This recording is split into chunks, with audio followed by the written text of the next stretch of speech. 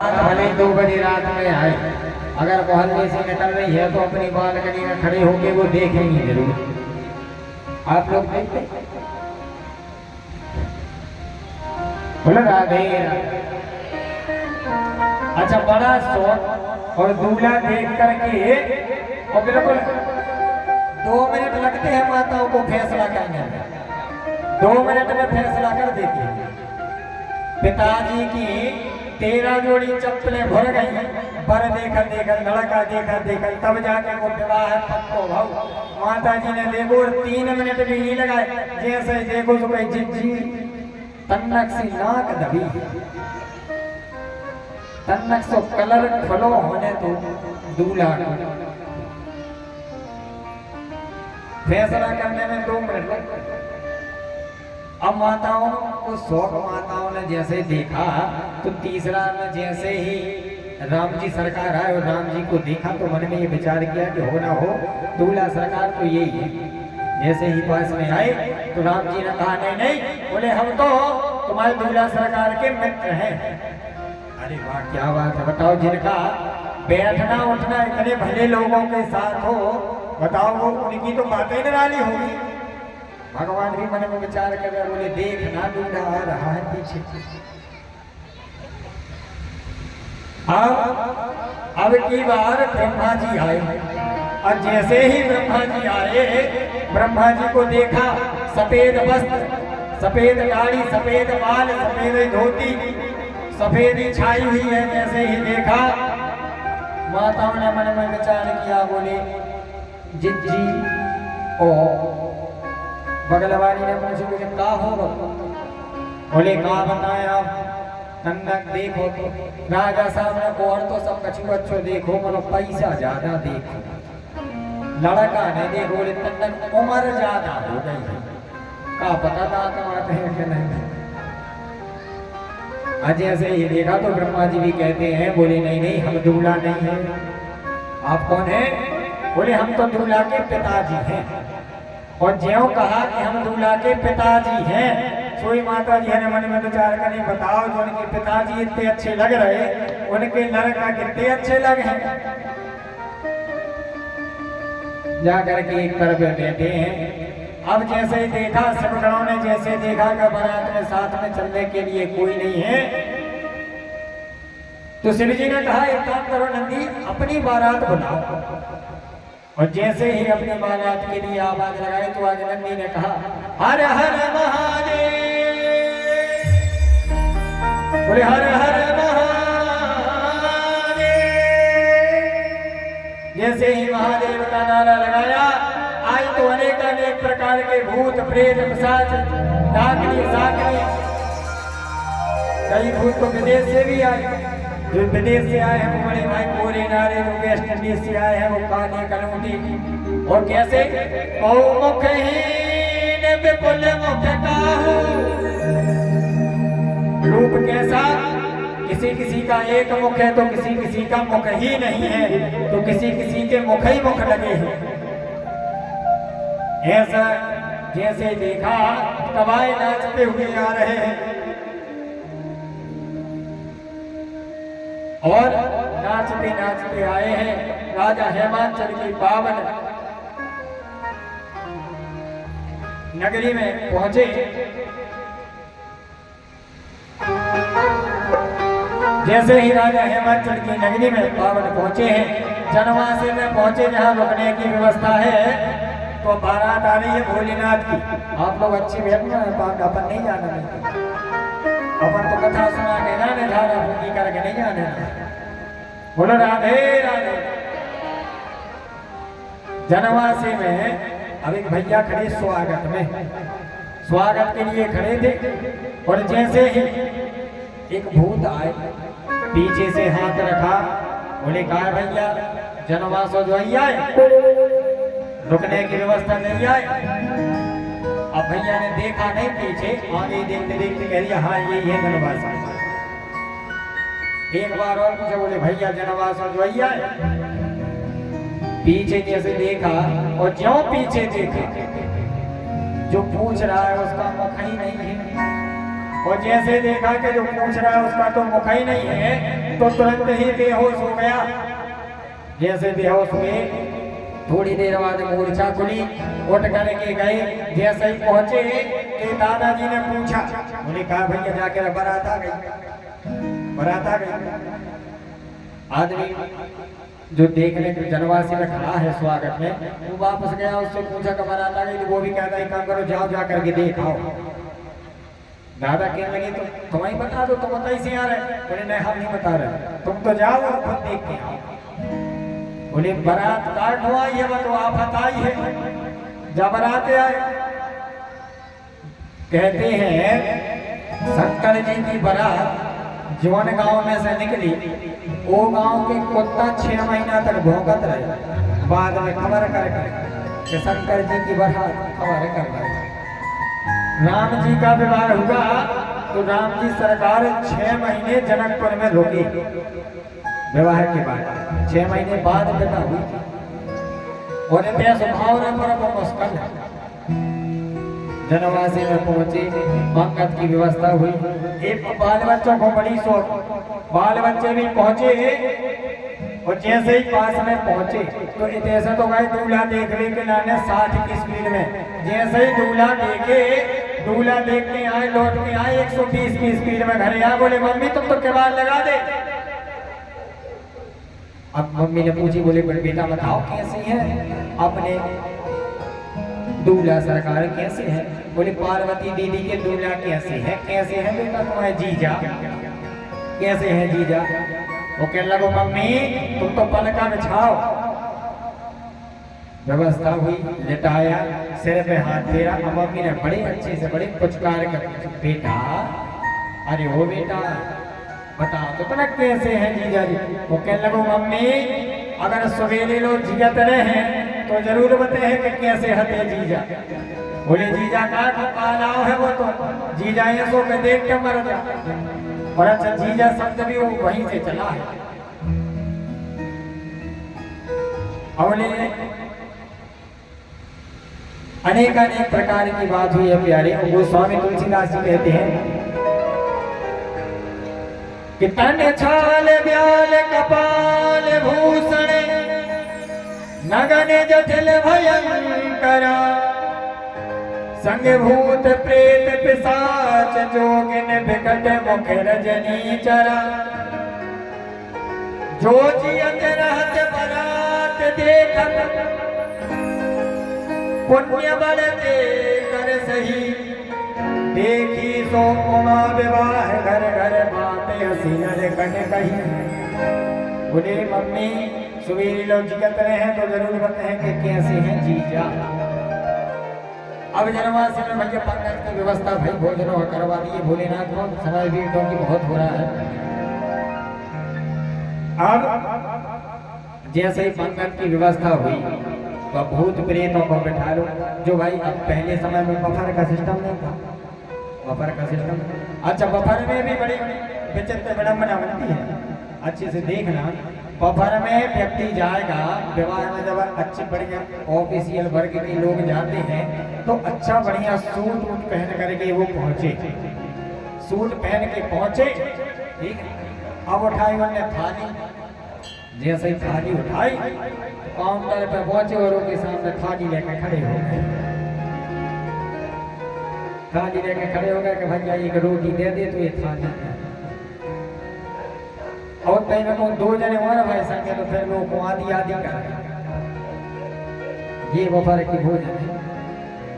अब भूत प्रेत बैठे, जब भाई पंकज का आया समय तो जैसे बैठाया तो जो परसने वाले थे वो भैया ने कहते हैं, बोले आ रहे हैं आप भाई। बोले तन्नक कट रहा तक हुआ है थोड़ा सा, अब भाई आ रहे हैं। दादाजी ने कहे, बोले वहां बेइज्जती करवा दे होगा यार। बताओ अपने घर में मेहमान आए हैं, रिश्तेदार आए हैं तो क्या भोजन नहीं कराओगे क्या। अच्छा एक काम करो, वो परसो चाहे न परसो जाओ सुपना जीजा जी को तो परस ही जाओ भाई। जीजा है जीजा को तो परस आओ। भूतों को ने परसो, भूतों को अगर डर लग रहा है तो भूतों ने परसो। आदमी भी कहते हैं, बोली ऐसा है कि डर भूतों को नहीं लग रहा है, डर भूतों को नहीं लग रहा है, तो भूतों के सरदार को ये लग रहा है, क्योंकि अगर भूत प्रेत लगे तो भाई हम गुनियाई करवा दे, गला खुंदरा बनवा दे, धरवा दे, बागेश्वर काम लवा जा। मनो अगर तुम जीजा के गले की चेन अगर पातर परसत में जो 3 फुट ऊपरे है बातों चेन पे गिरी तो ने तो गला खुंदरा अन्य बागेश्वर कौन हाथ नहीं लगा रहा। बड़ी विलक्षण स्थिति में साहब तो एक दादाजी ने सलाह दी, बोले दादा एक काम करो, अच्छी बढ़िया भागवत चल रही है, ठीक तो जाओ तो टेंट वाले भैया को ले तो एक पाई और बढ़िया में सब्जी की बांध ली और कर चली और परसत जाइयो और देखा तो पड़ के जी जाके गले की चेन कितनी लंबी है। पातर वाले ने पातर बढ़िया दूर से फेंकी, पुड़ी वाले ने पुड़ी परसी, लड्डू वाले ने लड्डू परसे। परसने के बाद में जैसे परस के रखा तो भूत हते सुपात नहीं खान लगी। अब वो जब नहीं पत्तल खाए। अब किसी के यहाँ जब पहुंचे तो कहते हैं कौमुख हीन विपुल मुख काहू। अब पहुंचे जिसके यहाँ मुख नहीं है, अब उसके घेर घेर व्यक्ति घूम रहा है, तो जो पीछे से है वो पीछे वाला कहता भैया बढ़ो। बोले यार ये समझ नहीं आ रहा है कि ये खाएंगे कहाँ से, ये खाएंगे कहाँ से। और उसमें से आवाज आई, बोले तुम मौका लेना लेना, तुम तो पारसो। दादा से पूछी कहा दादा जा तो बताओ, ये तो मोई नहीं है, तो पातर कहाँ डाल रहे। दादा कहने लगे कहूँ तो डाल भर दे। अब पहुंचे आगे, देखा आगे चल करके तो जो दूसरे नंबर का बैठा उसके यहाँ 4 मुख। जब 4 मुख वाले के यहाँ पहुंचे तो पूछा कि दादाजी जा तो बताओ इतने कितनी पत्थर डाल। दादा कहने लगेगा 4 मुख है तो 4 ही डाल दी, 4 ही तरफ सके। अब आगे चल करके देखा 3 लोग बैठे हैं और बड़ी विलक्षण स्थिति है। पहले नंबर वाला जो बैठा है वो गिलास को रखे सीधा गिलास रखे, जो दूसरे नंबर बैठा वो रखे गिलास को उल्टा, तीसरे नंबर वाला गिलास को आड़ा। अब पहले नंबर वाले के पहुंचे भैया जो गिलास है वो रखे हो पानी चाहिए। अब वो कहता है तुम्हें समझ में नहीं आ रही, जब हम सीधो गिलास रखे हैं तो पानी चाहिए कहाँ, जब तो रखेंगे। पानी दिया। दूसरे नंबर वाले से पूछे, बोले आप देखो उल्टो का रखे। वो भी कहता है बोले तुम्हें इतनी समझ नहीं है, हमें पीना नहीं है इसलिए हमने उल्टा करके रख दिया। तीसरे नंबर वाले के यहाँ पहुंचे, बोले इसको ऐसा क्यों रखे हो। वो कहता है बोले अपन है सम्मानित, अपन भाई ऐसे रहेंगे, अपन है स्वाभिमानी, अगर मिलन लगो तो सीधो कर ले है, न तो करो है कोनो दिक्कत बाड़ी बात लगा। बोलो राधे आगे चल करके सुंदर विवाह की ओर तैयारी हुई है, बारात निकली है। आगे चल करके नंदी पर सवार होकर के भोलेनाथ बैठे हैं। अब चले हैं द्वारचार के लिए और जैसे ही आगे पहुंचे तो एक सखी गई भागी भागी और देखा भोलेनाथ के स्वरूप को। जैसे ही देखा प्यारे, अब तो भागती भागती आई और नैना रानी से कहती है, बोले मैया, बोले दूल्हा तो पागल हो गया। मैया ने पूछा, बोले दूल्हा पागल हो गया, कैसी बात करते हो। बोले और नहीं तो क्या, बोले दूल्हा तो पागल है। अच्छा तुम्हें कैसे पता कि दूल्हा पागल है। बोले वो तो बैल पे बैठा है, बैल पे। महारानी मैना ने कहा, बोले उसमें क्या दिक्कत है, कभी कभी भाव अगर शादी ज्यादा होती है तो भाई घोड़ा नहीं मिल पाता, अब नहीं मिल पाया तो बैठ गए, उसमें क्या दिक्कत है। बोले अरे मैया, अगर सीधे बैठे होते तो जानते कि साजे हैं, वे तो उल्टे बैठे हैं, पूंछ तरफ मुंह करे हैं और मुंह तरफ करे हैं पीठ। ऐसे भगवान बैठे और चले आ रहे हैं मस्ती में झूमते हुए। पीछे से जो भूत प्रेत हैं वो भी झूमते हुए नाचते हुए आ रहे हैं।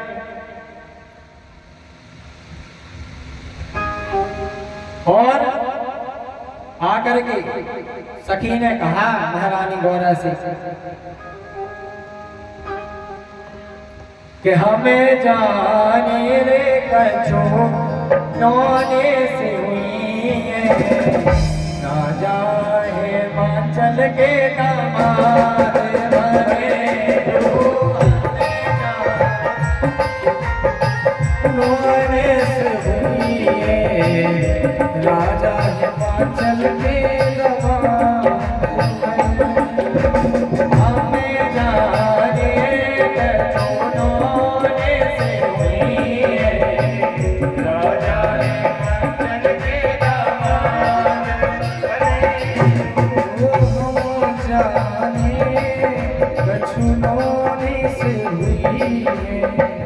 राजा हिमाचल की तमाम बोले शंकर भगवान की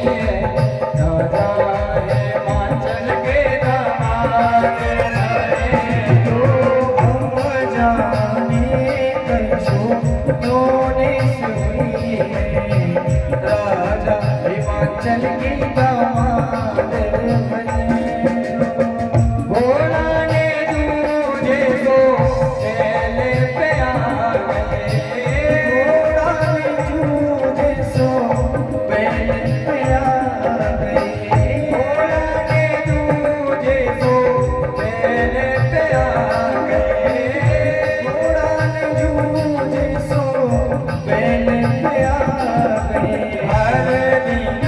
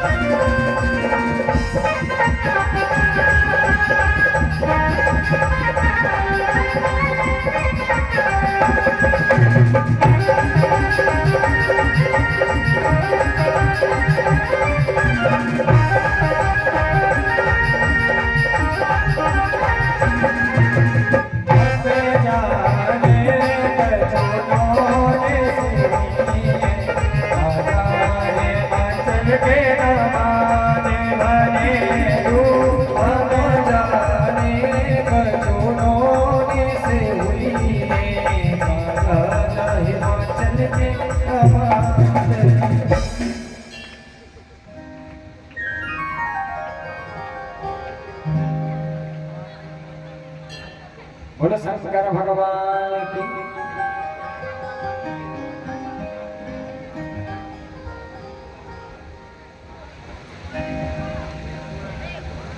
बोले शंकर भगवान की जय। आइए पावन भगवान की बारात में सम्मिलित होते हैं आप लोगों के जब बड़े अच्छे भाव बनना है तभी भाव नहीं बना लेते ठीक है परंतु अब अगर भाव बनेगा तो बैठना नहीं है जल्दी उठ जाना नहीं तो जो लौटा तो जो वजन बढ़ा जाता के गोरा साची बताओ के गोरा साची बताओ कैसे करवालो भोले बाबा से जाओ गोरा साची बताओ गोरा साची बताओ कैसे करवालो गोरा साची बताओ गोरा साची बताओ कैसे करवालो भोले बाबा से जाओ गोरा साची बताओ गोरा साची बताओ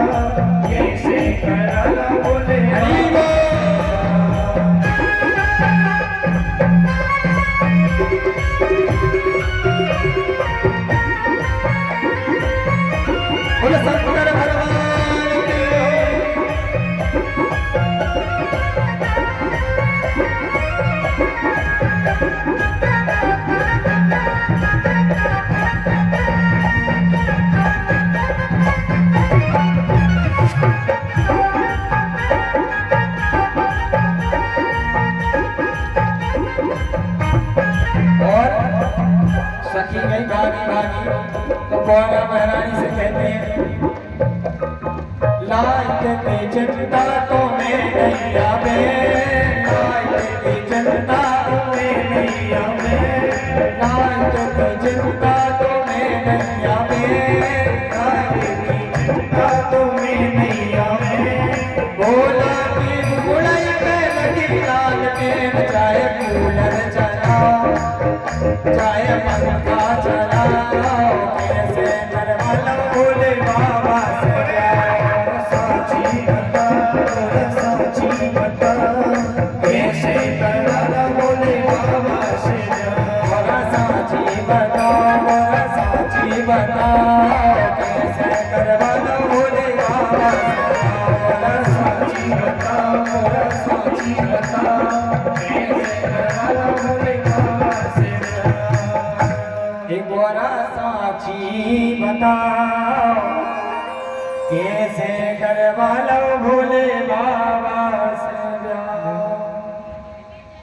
बड़ी विलक्षण स्थिति में साहब मानिए बनाते चली है, कानों में बिच्छू, गले में सर्प लेकर के भगवान चले हैं। नंदी पर सवार होकर के उल्टे बैठ कर के आज जैसे ही चले और द्वार पर जैसे ही पहुंचे, द्वार पर पहुंचने के बाद में आज तो जो नैना महारानी है, आज उन्होंने आकर के द्वार पर जल का लोटा जो है वो फेंक दिया, आरती की थाली फेंक दी और मूर्छित अवस्था में पा गए। जैसे ही ऐसा देखा, इतने में तो नारद जी का आगमन हो गया। नारद जी आए और नारद जी ने शंकर जी से कहा, बोले भोलेनाथ एक बात बताओ, बोले तुम्हारी ससुराल में तुम्हारी सास माई ने आपकी बेइज्जती कर दी, आपको कैसो महसूस हो रहा? अच्छा, मीडिया वालों की काम ही थी। जैसे पहुंचे भगवान भोलेनाथ कहते हैं, बोले आपसे ये किसने कहा कि हमारी इंसल्ट कर दी? बोले अरे ये तो सामने दिख रहा है। आरती की थाली भी फेंक दी, जल का लोटा भी फेंक दिया और खुद ही मूर्छित हो।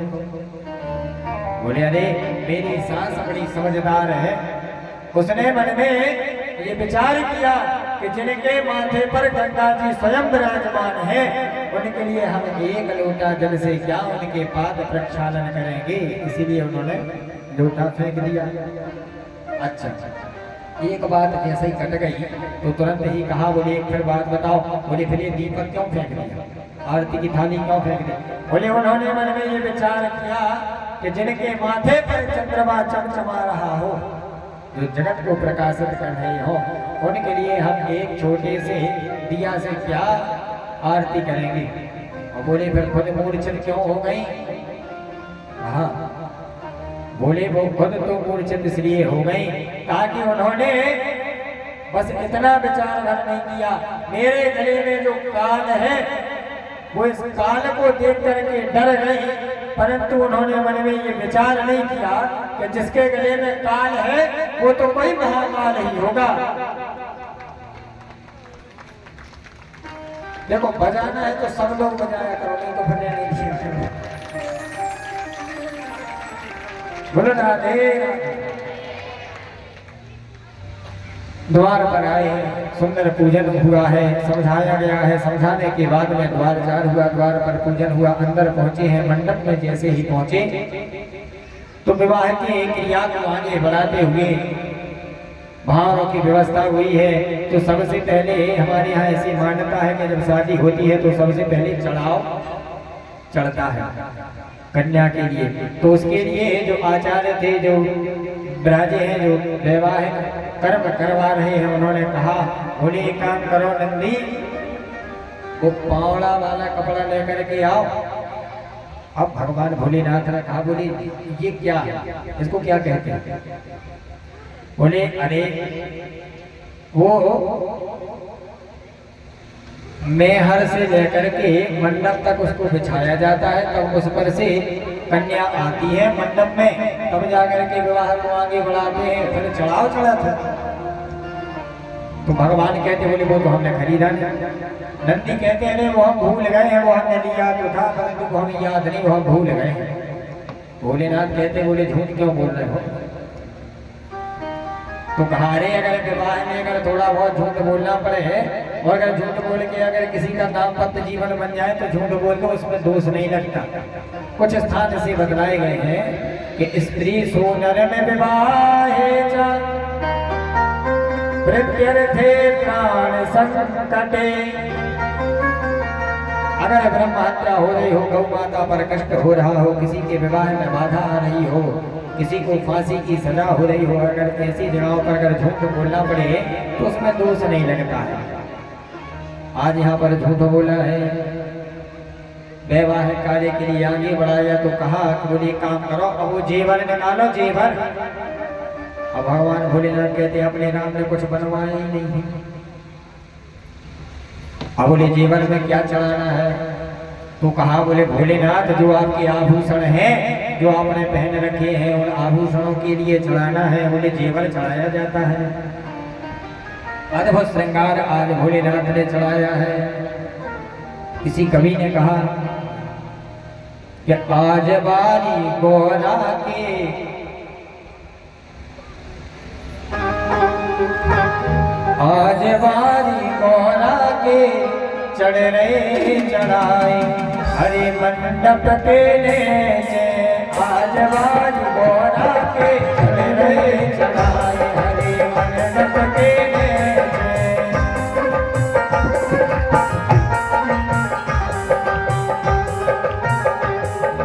आज बारी गोरा के चढ़ रहे चढ़ाए हरे मंडप के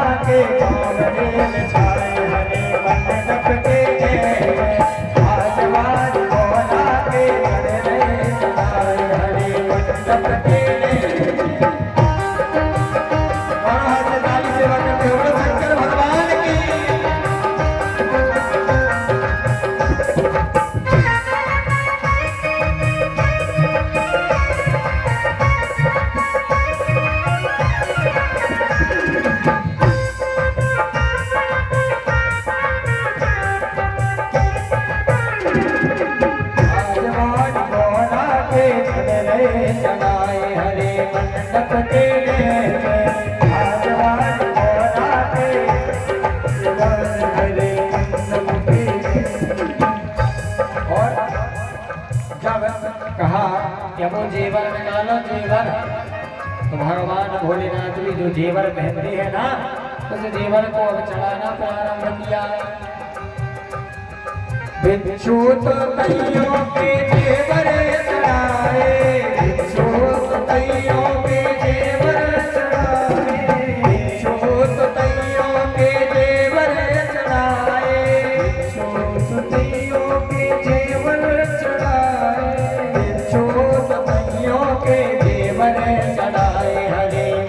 मंडप के आज बारी गोहरा के चढ़ रहे चढ़ाए हरे मंडप के आज बारी गोहरा के चढ़ रहे चढ़ाए हरे मंडप के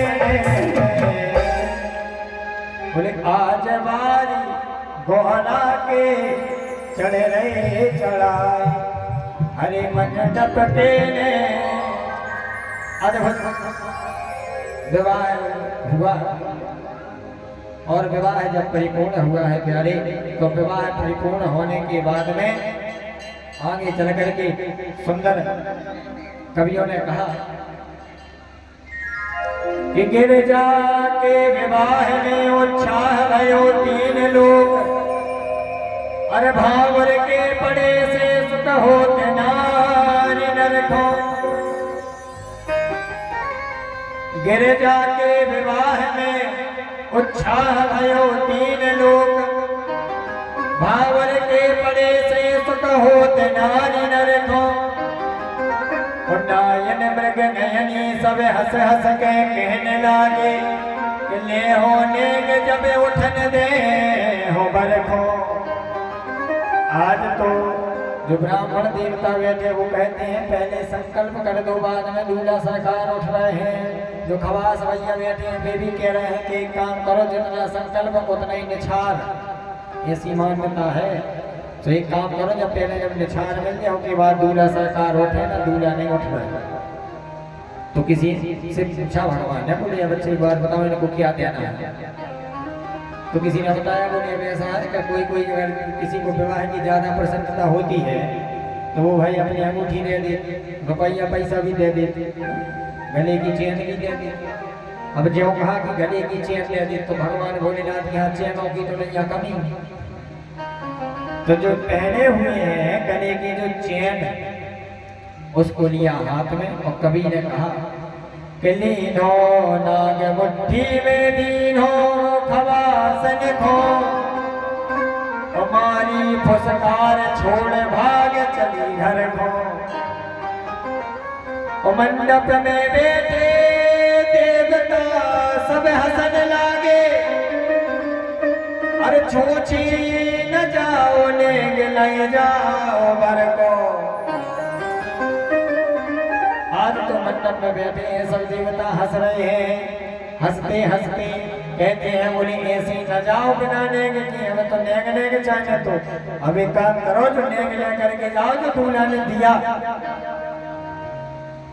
किसी ने पूछा पार्वती जी से कि अच्छा एक बात बताओ आपने भोलेनाथ से विवाह क्यों किया आपने क्या देख के विवाह किया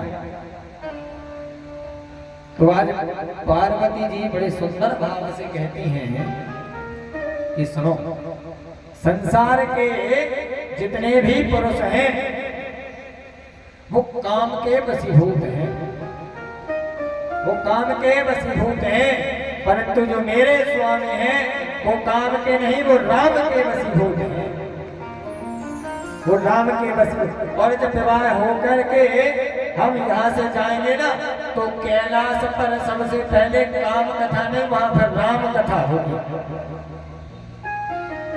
इसलिए हमने भोलेनाथ से विवाह किया अपने यहाँ अपने बाहर रहते हैं राम और अंदर रहता है काम कई लोगों को देखना जब वो माला करने बैठते हैं तो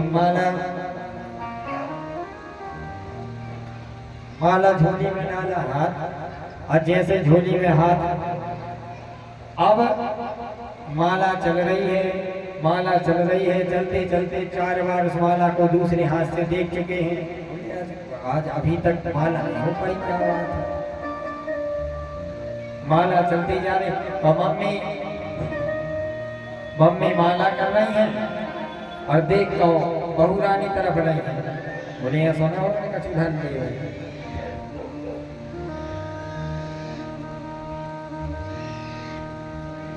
आज यहाँ पर सुंदर उपदेश आज मैना रानी ने दिया और कहा बेटी करहु सदा शंकर पद पूजा करहु सदा शंकर पद पूजा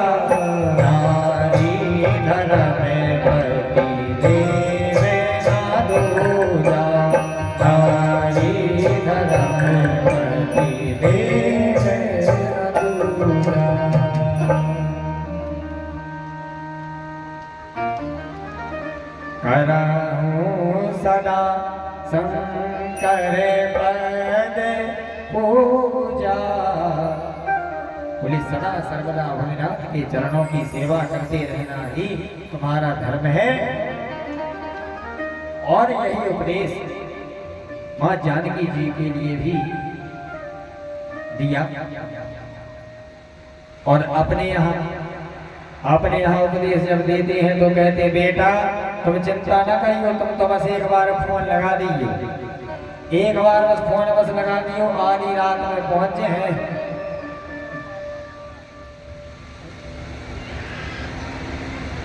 हाँ बोले तुम चिंता न करना, तुम तो एक बार बस फोन पर लगा देना। दहेज देने के चक्कर में पिताजी ने 50 डिसमिल जमीन बेचिया है, तब जाके विवाह हुआ है। इसलिए तुम चिंता न करना। परंतु आज सुंदर उपदेश दिया है, सुंदर कैलाश पर मैया पहुंची हैं, बाबा के साथ में पहुंची हैं। और जब बाबा के साथ में पहुंची सुंदर बैठे हैं और कहा कि दीपक के जलाए से 7 दीप भोले देते हैं, बेल और धतूरे से भोलेनाथ बुद्धि देते हैं। जिन बालकों की बुद्धि कम चलती हो, भोलेनाथ के लिए बेल और धतूरा अर्पण करना चाहिए, ठीक है, उससे बुद्धि तेज होती है। भगवान श्री गणेश जी महाराज के लिए दूर्वा अर्पण करना चाहिए, गणेश जी के 12 नाम लेकर के, इससे बुद्धि तेज होती है। और दूध के चढ़ाए से पुत्र रत्न देते हैं। जिनको पुत्र चाहिए वो भगवान भोलेनाथ का नित्य प्रति दुग्ध धारा से अभिषेक कर सकते हैं। और हर हर के कहे से आप कष्ट हर लेत सब, तेल के चढ़ाए से शत्रु हार जात सब।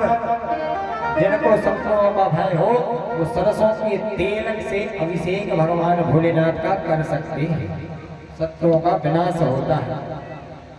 और हरिहर कहे से आप हरि सो मिलाय दे, और बाल के बजाए से निहाल कर देते हैं। बोले शंकर भगवान की ये महिमा भूत भावन भोलेनाथ की। और अच्छा एक आजकल तो एक वो बहुत चल रहा है, कहते हैं कि 1 लोटा जल और सब समस्याओं का हल। 1 लोटा जल और सब समस्याओं का हल। लेकिन एक बात बताएं, मन में अगर छल हो, मन में अगर कपट हो तो लोटा भरो नहीं, तुम टैंकर भरो चला दियो, उसको कछु नहीं होने। ठीक है, ये तो इसलिए भगवान के यहाँ अगर 1 लोटा जल और सब समस्याओं का हल जब मन में ना हो किसी भी प्रकार का छल। बोलो राधे राधे। ऐसी अद्भुत भगवान भूत भावन भोलेनाथ की पावन कथा। और जैसे ही कैलाश पर पहुंचे तो सुंदर देखा है, आज भगवान भोलेनाथ ने मन में विचार किया कि विवाह तो हो गया, विवाह करके आए हैं, अब आगे गए और आगे चल करके सुंदर एक बड़ा का वृक्ष है, उसके नीचे भगवान बैठ गए हैं। मन में अभी विचार है कि अब हम भगवान का भजन करेंगे, पुनः भजन में लीन होने के लिए बैठे हैं। मंद मंद मुस्कुरा रहे हैं भगवान भोलेनाथ। तो जैसे ही मुस्कुराना जगदम्बा ने देखा, आज तुरंत ही जगदम्बा भी पास में पहुंची। जैसे ही पास में पहुंची, ये शुभ अवसर है, ये शुभ अवसर है कि जब देखा कि पति थोड़ा सा प्रसन्न दिख रहा है, तब ही उससे बोल दो, बोले बनारसी साड़ी चाहिए, तब तो ठीक है। अच्छा लेकिन क्या है, नहीं तो जब वो गुस्सा में रहे। अच्छा माता जी हर के गुस्सा क्योंकि बड़ी विचित्र होती है। माता जी हर गुस्से में रहती हैं तो वो कहती कुछ नहीं, वो कहती कुछ नहीं, बस में उतई उतई बड़बड़ाते हैं भले ही किसी को सुनाई ना दे, परंतु वो वही अब वो इधर से निकली तो इस बर्तन मिल रहा तुम्हार की, उधर से गई तो वहाँ से ये बड़ी ऐसा ये वो फलाना जमाने की वहीं का वहीं लगी है। और लगने के बाद अगर पतिदेव ने पूछा कि एक बात बताओ कि हो क्या गया, क्या हुआ, तो फिर वो बड़े विस्तार से कहती बोले तुम हमसे पूछो ने तुमका जानते नहीं है, तुम्हें का कुछ दिखाता नहीं है, तुम हम पे ध्यान नहीं है। तो विस्तार से बैठ करके आध घंटे की कथा उसको सुनाया।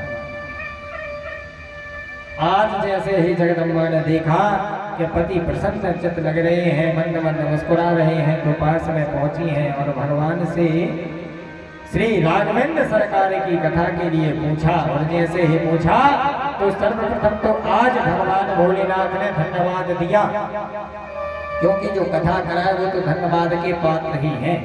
भोलेनाथ कहते हैं कि धन्य धन्य गिरिराज कुमारी, बोलो धन्य धन्य गिरिराज कुमारी, धन्य है आप और धन्य है आपके पिता जिन्होंने आप जैसी पुत्री के लिए जन्म दिया। अच्छा देखो, क्योंकि कथा जैसे यहाँ कथा चल रही है तो कथा ऐसा तो है नहीं है कि यजमान परिवार अकेले कथा सुन रहे हैं। भाई कथा से लाभ तो हो, ये तो राष्ट्र जन कल्याण के लिए यह कथा चल रही है, ये तो हमारे लिए और आपके लिए चल रही है, क्योंकि कथा कभी समाप्त नहीं होती। फिर कथा तो समान रूप से सबको प्राप्त होती है, ये तो जो सुनेगा उसे पाएगा। हमारे यजमान ने अगर इतनी सब व्यवस्थाएं की है तो चाहते हैं जोरदार तालियों से एक बार। और अच्छा, कथा तो फलीभूत यजमान को हो ही गई है, कथा तो फलीभूत हो ही गई। अब वो कहते हैं कि 100 ब्राह्मण और 1 भाने बराबर होते हैं, 100 ब्राह्मण के बराबर 1 भाने होते हैं। और अगर ब्राह्मण भाने हो गए तो अब हाल ऐसा ही है, तो आप लोगों के लिए हो गया 1000 बराबर, आपको तो हो गया 1000 बराबर। और क्योंकि हमारे लगते हैं मामा, तो कथा तो उनको फलीभूत हो ही रही है। आज जैसे ही कथा के लिए पूछा, सर्वप्रथम धन्यवाद दिया और धन्यवाद देने के बाद में अब यहाँ से भोलेनाथ ने राम जी के पावन चरित्र के लिए गाना प्रारंभ किया है। कहते हैं बाबा, जानी प्रिया आदर अति कीना, प्रिया भागे भागे आसन हरे दीना, भागे बैठी शिव समीप हरे साई, बैठी शिव समीप हरे जाई, पूर्व जन्म कथा चित आई, पूर्व जन्म कथा। आज जैसे ही पास में पहुंचे, पास में जगदम्बा बैठी है, पूर्व जन्म की सारी बात याद आई। तो बाबा कहते हैं धन्य धन्य गिरिराज कुमारी, गिरिराज कुमारी, तुम समाने नहीं को बड़े भारी, तुम समाने नहीं को बड़े भारी। पूछे रघुपति कथा प्रसंग का, पूछे रघुपति कथा प्रसंग का, सकल लोक जग पावनी गंगा, सकल लोक जग पावनी गंगा, तुम रघुवीर चरण अनुरागी, तुम रघुवीर चरण अनुरागी, कीन्हु कृष्ण जगत हितधारी, कीन्हु कृष्ण जगत हितधारी। कीन्हौ प्रश्न जगत हितकारी। आपके माध्यम से यह पावन कथा ज्ञान की गंगा प्रभावित होगी तो आप तो धन्यवाद के पात्र ही हैं। और मन में ये विचार करना, मन में ये विचार करना कि अगर हमारे घर के सामने से, अगर हमारे आंगन में से, सामने से अगर गंगा माई निकल जाए और अगर हम उसमें आचमन ना कर पाए, अवगाहन ना कर पाए, स्नान ना कर पाए तो इसमें दुर्भाग्य किसका है बताओ? किसका दुर्भाग्य है? अब आजकल कथाएं चल रही हैं, बहुत कथाएं चल रही, तो कथा में कोई जाना नहीं चाहता।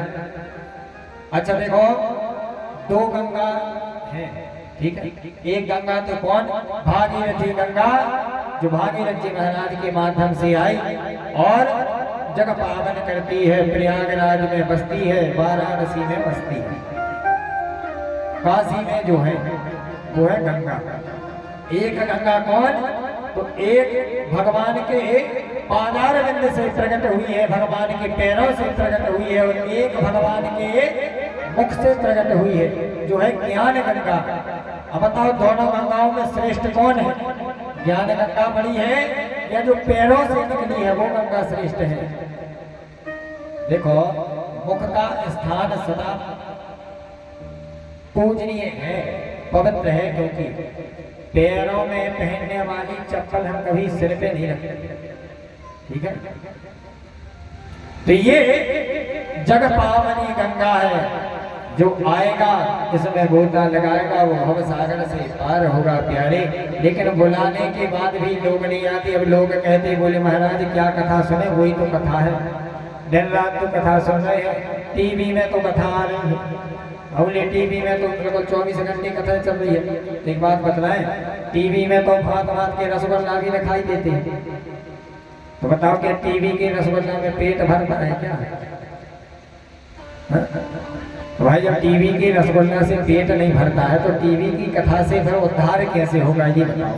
भगवान कहते हैं सनमुख होए जीव मोए जमहि, जन्म कोटि अगे नासक तवाहि। सनमुख होए जीव मोए जमहि, भगवान